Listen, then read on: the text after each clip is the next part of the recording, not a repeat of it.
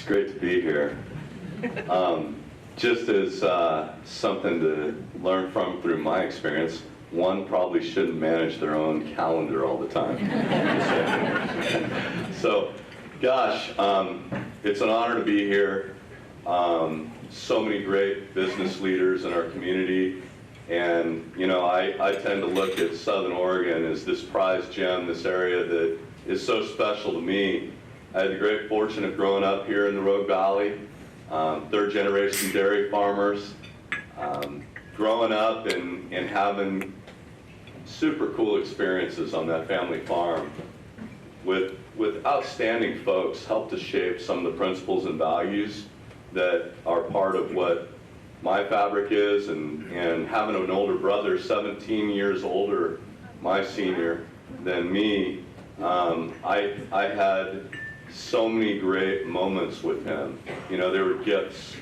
And as a young man growing up, just taking time, going down, visiting with Dan while he was milking cows in my teenage years and my adolescent years, I talk about life.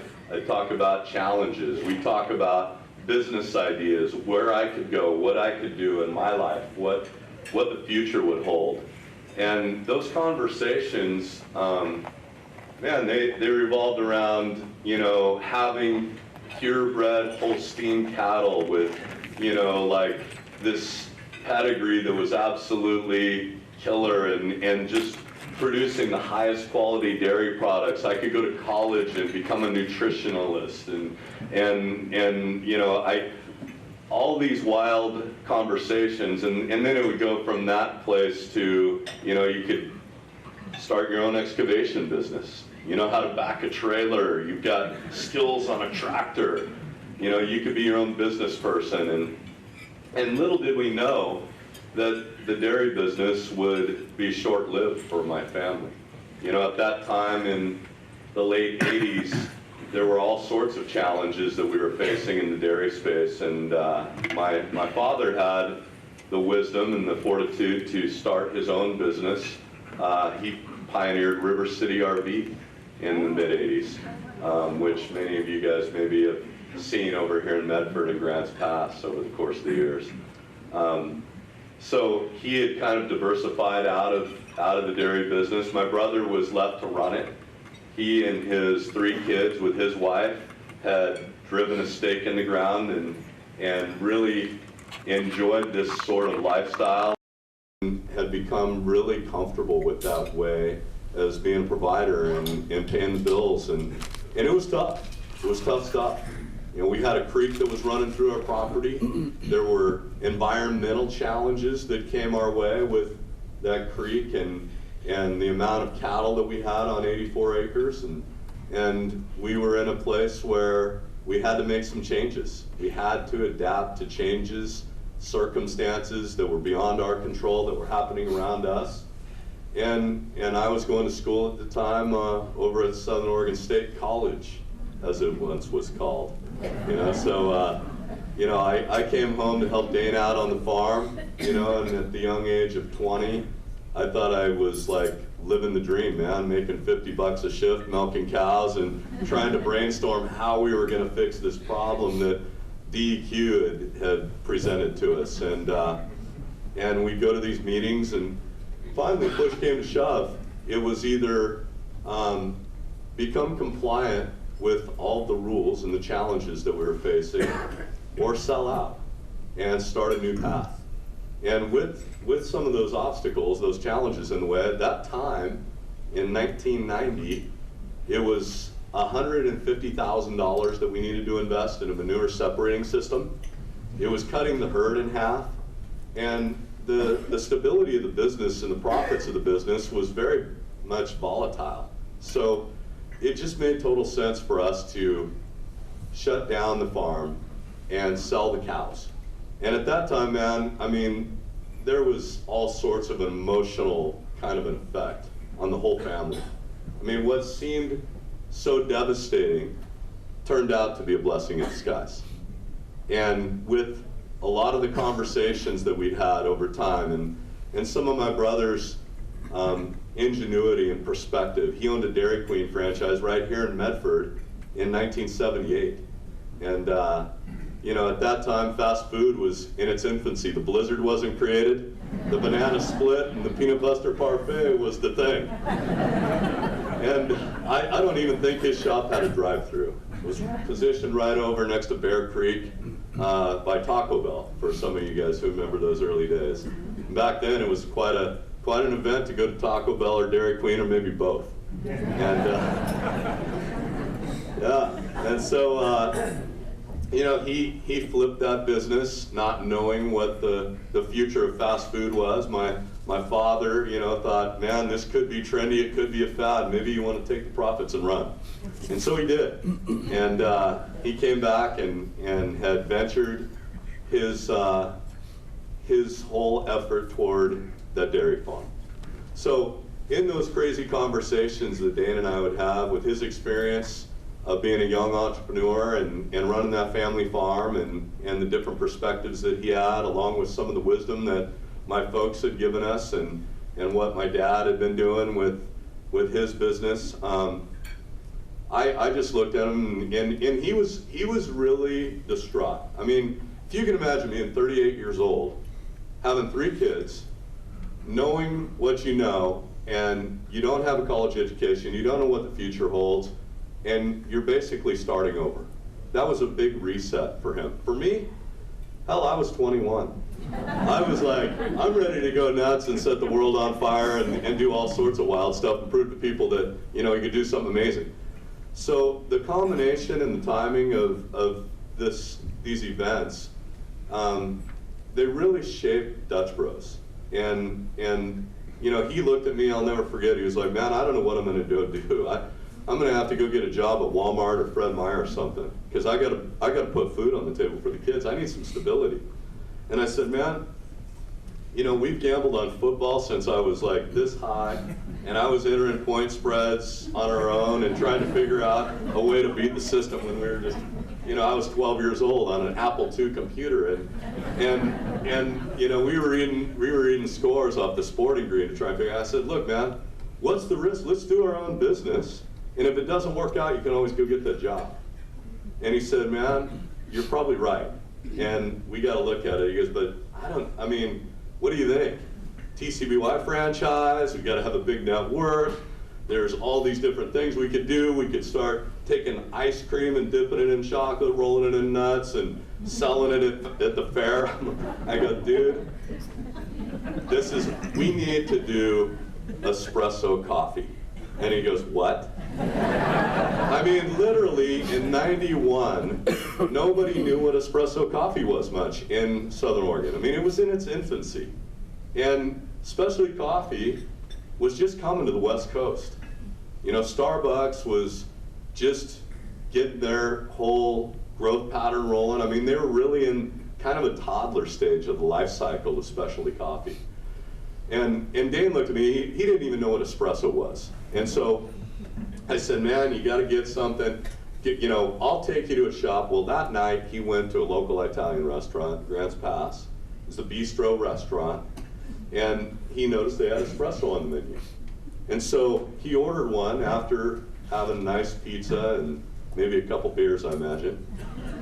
And they brought it out in a little short Demetasi cup with a nice layer of crema on the top. And he looked at it and he was like, wow, this is interesting. He smelled it, it smelled strong. He tasted it, and it was bitter as hell, and he set it down and he thought I was nuts. You know, and he came home and he goes, man, nobody is gonna buy that stuff. And so I said, well, hey man, you gotta get in the car. I'm gonna take you down to this little place. Believe it or not, in Grants Pass, there was a little place called Western Espresso with an X, and it was right across from Bi-Mart, over the Caveman Bridge, on the corner of Redwood Highway and Williams Highway. And we went through, and this little old lady named Bonnie, she was always working. She was barefoot, kind of oaky, but she was super friendly, right? And I mean, she had this big, bright smile, and she goes, hey, Travis, how you doing? I'm like, I'm so good, Bonnie, how you doing? She goes, it's a beautiful day, you know? I'm like, yes, it is. She goes, would you like your regular vanilla latte? And I say, I'd like 2 of those today, please. And so I ordered these 2 vanilla lattes. She had this little single head espresso machine. She whipped it up, and she had my little punch card with my name on it that she saved in there and put the stamps on it, and handed me one, and I gave it to Dan, and I proceeded to talk with her, and she made the next one, and I took it and paid, and we went on our way, and I look over, and my brother's got the lid off, and he's licking the milk bar off the lid. And I go, dude, that's what I'm talking about. And he goes, yeah, man, this is good. And so that was where the pursuit of our dreams started to really take shape. And he looked at me and he said, man, what are we going to do? How do we get some momentum here? What kind of homework, what kind of research do we need to do? And I said, man, I don't know, but I remember Nordstrom's having a little cart out in Pioneer Square in the early days in Portland, and there'd be steam rising up in the air, and there were colorful bottles out there, and as a kid, it made a hell of an impression on me. I'd want to go over there. It was almost magnetic. And so that was my first vision of coffee. And I didn't even know what it was. My mom said, you don't want to drink that stuff, it'll stunt your growth. You know, I mean, that's not for kids, you know. It made me want it more, I think. So after really sitting down and kind of brainstorming some ideas with Dane, we made a trip up the I-5 corridor. And we went to Boyd's Coffee, who's just been brilliant in the space. Those guys, I mean, I have nothing but admiration for what they've done with specialty coffee, and I'm sure you guys know who Boyd's Coffee is. They've really done a phenomenal job, I think, in the state of Oregon, really educating people and serving quality products out there on what it's all about. We went up, we visited with those folks. We went up all the way to Seattle and back. We ran into so many different mom and pop shops and roasters that were doing their thing, and we found a guy in Eugene, Oregon named Paul Layton. And Paul, he had a spot in the 5th Street Public Market. It was called Coffee Corner at the time. He was in Valley River Mall, and he had this small little roasting plant across the street. We ventured over there. He had burlap sacks of green coffee everywhere. And Paul, you could tell, he was like a mad scientist. He was so passionate about his craft. He was the guy that, you know, like had Birkenstocks on, the beard when it wasn't cool, and played the French horn, and, you know, I mean, he was just like this eccentric dude, but he was all about coffee. And I mean, he's having us try Kenya coffees and coffees from all over the world. And Ethiopian Harara, I remember trying, and he'd talk about it and educate us on it. And I mean, we were sitting there like just completely blown away, high on caffeine, trying to see straight and follow what the hell this guy was saying or talking about. And the thing that really we walked away with is we wanted to work with people that were passionate, that cared about what they were doing and why they were doing it. And Paul certainly was that. And so he dropped 10 different varietals off with us and hooked us up with our first 2-group manual pull machine fired on propane with 5-gallon water tank and a 2.5-gallon waste tank on a push cart. And we set that in our old milk house where the big milk tank used to be, and we started playing around, messing around with different recipes. He taught us how to steam milk, he taught us how to pull shots, and I mean, this guy was like, he was all about the quality of the coffee. I mean, it just was absolutely incredible, the knowledge that he had, the passion that he had for his craft.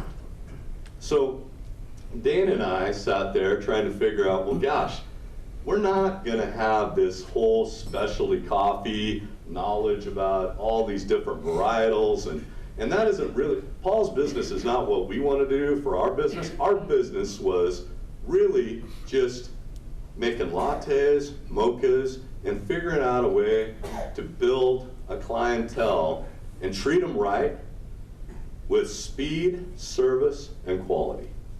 Those three elements were really important to us right from the very beginning. And so Dane, because of his experience in fast food, he said, man, speed is really key. We got to keep this thing simple. We don't want it to be complex. And I sat there kind of thinking, okay, you know, what, I guess, you know, that sounds cool. And so when we started walking through the menu and how we would put together our first menu, it was making sure that we had the best mocha that anybody had ever tasted. And it got to that core. We were like, you know, we gotta have a mocha because people know what mocha is, and the people who want an espresso who don't know what it is, we're gonna sell them a mocha. Because that's gonna win.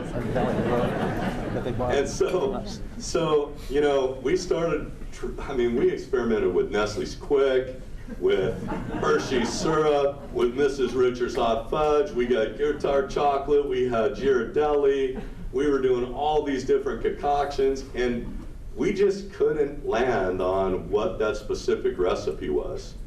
And back then, being in the dairy business, we had a family down the street that was super passionate about their product, and back then, Valley of the Rogue Dairy, the Zotola family, they were making the best chocolate milk on the planet. I mean, their cocoa powder that they used, blended with their milk, and we go down, and Andy Zotola would be in there cleaning it up, and he'd be polishing the stainless steel with like a toothbrush, blowing stuff off, you know. It smelled like bleach, it was clean, it was sanitary, and he'd tell us about how he made the chocolate milk, and it was always just a little extra butter fat that went in, you know. Maybe a skosh above what is okay. You know, that's the key to make it really creamy and excellent. Wow. So Dane picked up a case of that chocolate, he brought it back, we steamed it up, and it blew everything away. And that chocolate formula is something we use today. That story about Paul Layton being our first kind of guy that we dealt with in business as far as the coffee thing goes, and really teaching us how to pull shots and steam milk, became our mentor in the space, and he's still our green bean buyer and broker today. And it's been a crazy journey. You know, we opened that push cart after having family and friends come down nonstop and using all sorts of guinea pigs. We opened that first push cart in downtown Grants Pass next to the post office. And when we did, I mean, it was so crazy. I mean, it seemed like, for me, I was just pumped. I was ready to go. Dane, he was like, wow, I don't know if I can do this. And I go, here, man, here's a mocha. I'm gonna put on some Led Zeppelin, you'll be just fine. And that's what we did. And we started out that first day with music, and people walking by, parking their car to go to the post office, pick up their mail, and we get people looking at us like, what the hell are you guys doing here? And a lot of old guys looking at bottles and making comments like, you know, what are you selling booze in that? What are you know? And finally, you know, mid-morning, I started saying, you know, maybe we ought to start like just giving it away to people. And Dane goes, that's a great idea. So somebody would walk by on their way to the post office and say, hey man, have you ever had an espresso coffee before? And they go, what? And you go, yeah, come on over. You know, how about this? You're on the way to get your mail. We'll make you a little mocha. You come back, we'll have it ready for you. It's on us. And they'd be like, okay, cool. And so they came back. We'd hook them up and send them on their way. And that first day, I'll never forget, we did $65 in sales. And we celebrated, man. It was a huge victory. I mean, we thought, holy smokes. We just had a party all day. We got to talk with people. We got to listen to music, and we didn't even work. And we actually sold product and turned a profit. Our rent was $5 a day back then, believe it or not. We were right underneath the KLDR sign that had Rush Limbaugh's mug on it. And literally we were stealing power off of the big pole sign.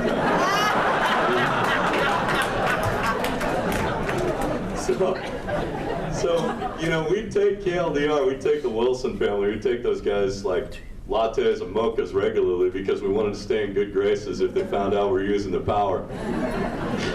We didn't tell them really, you know, but we made up for it in product, we felt like, and then they'd give us all sorts of plugs on the radio and stuff. But it started in its infancy down there with just so many great, fun kind of events, you know, and to look back and think that it could turn into what it has today is just mind-blowing.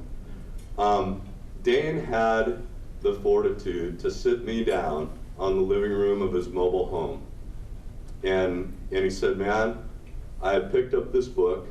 It's called Unlimited Power. It's a Tony Robbins book. And he goes, Trav, we got to sit down and do this goal-setting workshop in it. It's going to make a major difference in our personal life and our professional life. And he said, I've been reading it, man, and there's stuff in here that I wish I would have done years ago, and I never did it. And he goes, and right now is it's an opportune time, man. And the way that he shared that with me, I knew how much it meant. I didn't know the impact it would have. But when we sat down, it was limitless goals. And it was 1, 3, 5, 10, 15, 20-year goals without any limitation. And it seemed crazy to me at the time. It really did. You know, I sat there thinking, man, without limits, I mean, that doesn't even seem realistic. This, what? And he goes, no, man, just go limitless. Just write it down. It doesn't matter whether it's realistic or not. Just write it down. Let's capture it all.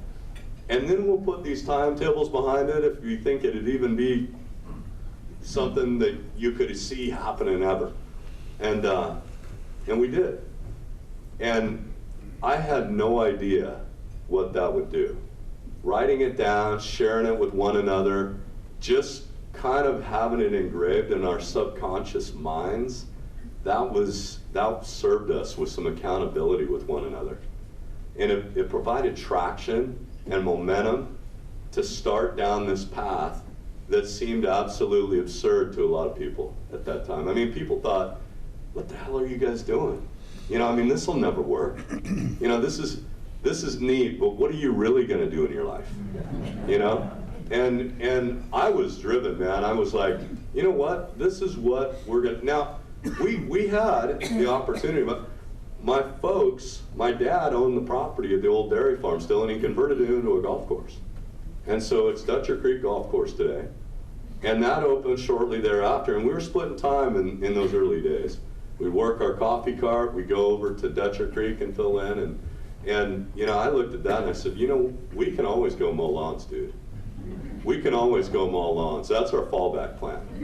You know, we can go mow fairways, we can go stripe them, we can play golf, we can do this game, but let's go do this thing, because it's something that we could go absolutely berserk with over the years. And he fully agreed. We gave everything we had at that time, focused in, started growing, and growing in a fashion that was disciplined. We rolled all of our monies back into the business that we could. We lived on $30 a day cash.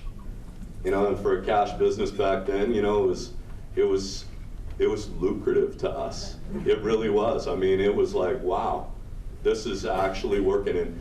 And you know, a lot of people don't realize the challenges that, you know, these success stories with people they go through. And man, you know, looking back, we had so many reasons that it should have never worked.